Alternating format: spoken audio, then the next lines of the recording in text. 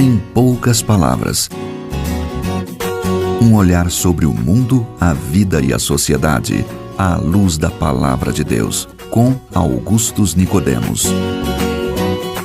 Olá, querido ouvinte, de volta aqui no nosso programa Em Poucas Palavras, da Primeira Igreja Presbiteriana de Goiânia. Eu sou Natsan Matias, com você todos os dias aqui neste programa, apresentando e introduzindo os assuntos para que o nosso comentarista possa nos ajudar em poucas palavras. Isso, Natsan. E parece que hoje você escolheu um tema que não é fácil, hein?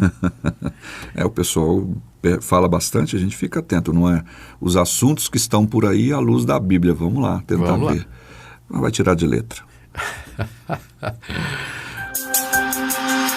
Constantemente a gente escuta as pessoas defenderem radicalmente que somos totalmente livres e que as nossas escolhas para o bem ou para o mal não é limitada por nada ou ninguém, pois temos um livre-arbítrio, que em resumo significa um livre juízo para decidir livremente escolher o bem ao invés do mal.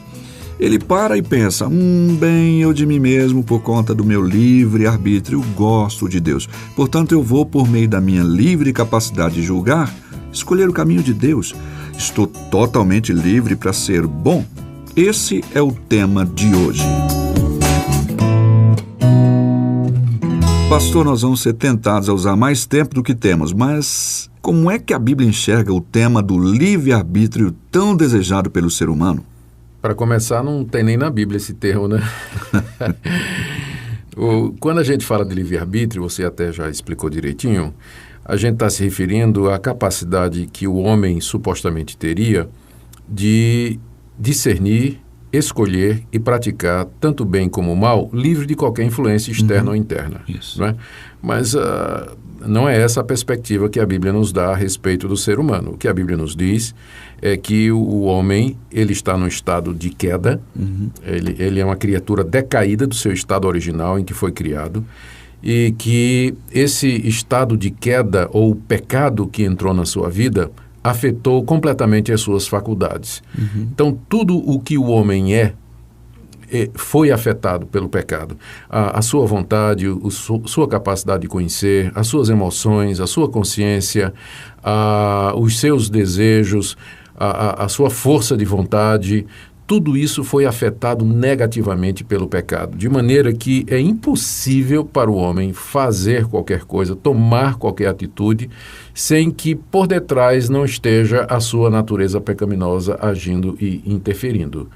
Então, dizer que o homem é livre significaria negar o que a Bíblia afirma a respeito da depravação do coração humano. Passagens do tipo assim, o coração do homem é inclinado a todo mal desde a sua mocidade, está lá no livro de Gênesis. Enganoso é o coração. Enganoso é o coração, está lá no profeta Jeremias. Salmo 51, o rei Davi diz que nasceu em iniquidade, em pecado o concebeu a sua mãe. Lá em Romanos capítulo 3, o apóstolo Paulo diz, não há um justo, não há um sequer, todos pecaram, todos carecem da glória de Deus. E ele descreve a situação do homem lá em Efésios capítulo 2 como estando morto em ofensas e pecados. Ele está escravizado ao mundo, à própria carne, a Satanás. Então, é um grande desconhecimento da Bíblia alguém afirmar que o homem ele é livre no sentido de que ele não é influenciado pelo pecado, pela sua natureza pecaminosa, quando ele se depara diante de uma escolha, diante de uma decisão.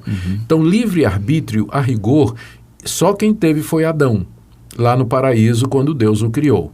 Então, ele, porque não tinha uma natureza pecaminosa, ele podia escolher entre o bem e o mal livremente. Mas depois de Adão, não há ser humano algum que esteja isento da influência do pecado, na sua consciência, no seu coração, na sua vontade, nos seus desejos. Por isso, sempre o homem, quando decide, quando escolhe, ele é inclinado a todo mal. E por esse motivo, Natsan, o homem, por natureza, ele não entende as coisas de Deus e não pode aceitar as coisas de Deus. Há uma inclinação, há uma hostilidade natural no coração humano contra Deus, que vem de berço, que nós herdamos de nossos pais. Por isso que Paulo, quando descreve a humanidade em Efésios capítulo 2, diz assim: nós somos filhos da desobediência e filhos da ira. Filhos da ira. E o apóstolo Paulo, ele mesmo, né, em Romanos capítulo 8, ele diz que a carne, e com essa expressão, ele se refere à situação humana, à condição humana, ela é inimiga de Deus, não está sujeita à lei de Deus, não pode estar sujeita à lei de Deus, ela se levanta contra Deus, ela se rebela contra Deus. Então, o coração do homem é inimigo de Deus, não tem neutralidade nisso. Ele quer ofender a Deus, deixado por conta própria, seria isso? Ele quer ser o seu próprio Deus e tomar conta da sua própria vida. Então, nesse sentido, o homem não tem condições, se deixado a sua própria escolha, o homem jamais escolheria a Deus ou qualquer coisa pertencente ou pertinente a Deus e as coisas de Deus. E agora aqui é importante, Nathan, lembrar que isso não anula a responsabilidade do homem. Exato, ou seja, bom, já que é assim, então todas as coisas negativas que eu faço, a culpa é de Deus. Isso não existe da perspectiva bíblica. A Bíblia continua responsabilizando o homem pelas decisões que ele toma, e isso é fácil de entender. Vamos supor, você está devendo R$1 milhão e você chega no banco e diz: eu não tenho como pagar R$1 milhão. O banco vai dizer: então você tá isento? O banco vai continuar lhe cobrando, mesmo que você não tenha condição de pagar, mesmo que você seja inadimplente. Pegando essa figura, né, limitada e trazendo para a nossa situação, mesmo que o homem seja inadimplente espiritualmente, que ele não possa obedecer a Deus, crer em Deus, aceitar a Deus, agradar a Deus pela sua própria natureza, isso não o exime do seu dever como criatura. Ele está debaixo de Deus, ele foi criado por Deus, ele tem deveres para com Deus e para com o próximo, e será cobrado disso. Então, o fato de nós dizermos que o homem não tem livre-arbítrio não quer dizer que ele não seja responsabilizado pelos seus atos. Ele vai ser responsabilizado por todas as escolhas erradas e más que ele tomou. Ele tomou livremente, ele tomou porque quis, ele tomou porque sentiu vontade de tomar. Se ele fizer alguma coisa boa, alguma coisa correta, isso é crédito de Deus. Exatamente. Né? Ele está fazendo alguma coisa por causa dessa, que a gente chama de graça universal de Deus, que coloca lá no coração dele isso. Exatamente. Agora, eu sei que tem gente que vai dizer assim, mas tem trechos na Bíblia que falam como se o homem tivesse livre-arbítrio. Por exemplo, assim: escolha hoje a quem você serve. Eis que estou à porta e bato. Se alguém ouvir a minha voz e abrir a porta, entrarei. Quem crer será salvo, quem não crer será condenado.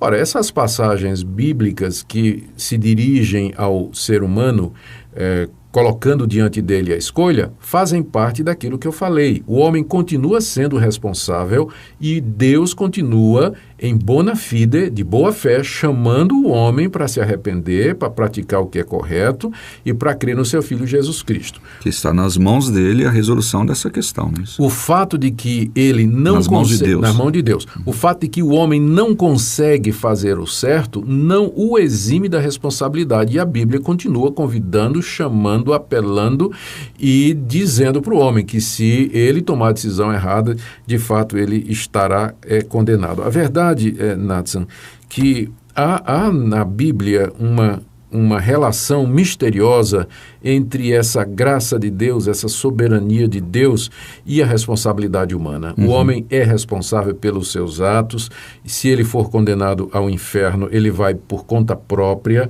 Nós não podemos responsabilizar a Deus pelos pecados que o homem comete. Isso Tiago diz muito claramente no primeiro capítulo da sua carta, que Deus não é responsável pelo mal e ele não tenta ninguém, ele mesmo não é tentado pelo mal e ele mesmo não tenta ninguém. O homem é responsável pelos atos maus que ele pratica e se há alguma coisa boa, isso tudo é a graça de Deus. A salvação é de Deus e a perdição é nossa. Se a gente se perde é por culpa nossa, se somos salvos é porque Deus teve misericórdia, Deus nos chamou, iluminou nosso entendimento, inclinou nosso coração, abriu a nossa mente, como está lá no livro de Atos, Deus abriu a mente de Lídia para que entendesse a palavra de Deus. É Deus quem toca, é Deus que chama. A salvação é de Deus, mas a perdição é do homem.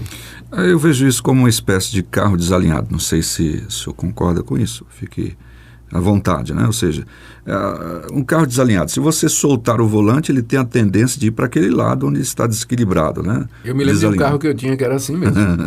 Aí o motorista precisa segurar firme no volante. Agora, no caso de ser este carro desalinhado, eu não poderia eu mesmo resolver o meu problema sem que alguém segurasse firme no volante. Ou seja, eu mesmo não posso me alinhar. É isso aí. Tem que ser a graça de Deus e a misericórdia de Deus. Esperamos somente em Deus para esse alinhamento. É Deus quem vem ao pecador, fala ao coração do pecador, é Deus quem converte, que lhe dá de fato verdadeiro arrependimento, de maneira que a salvação do começo ao fim é obra de Deus. Tá bom, gente. Como nós dissemos aí logo no início, seríamos tentados a usar mais tempo, né, do que a gente tem. E ele está acabando. Nós vamos ficando por aqui hoje, agradecendo a sua audiência. Insistimos em que você faça uso do nosso e-mail em poucaspalavras@terra.com.br. Agora o e-mail é esse, tá bom? Em poucaspalavras@terra.com.br.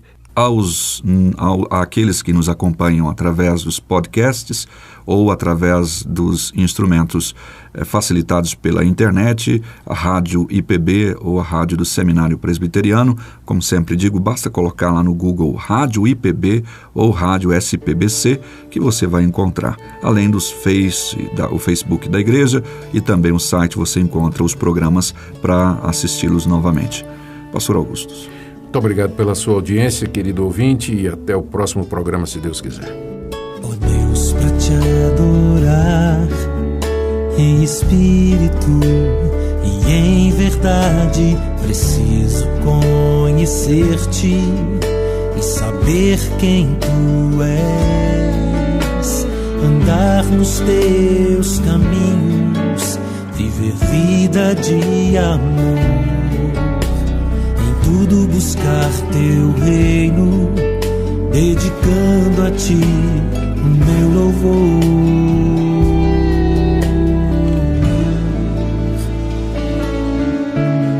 Ó Deus, pra te adorar em espírito e em verdade, preciso conhecer-te e saber quem tu és, andar nos teus caminhos, viver vida de amor, em tudo buscar teu reino, dedicando a ti o meu louvor.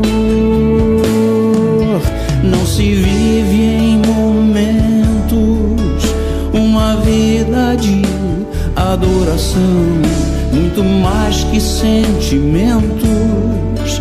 É preciso ter consagração, é saber que minha vida sempre está em tuas mãos e te amar assim de todo o coração.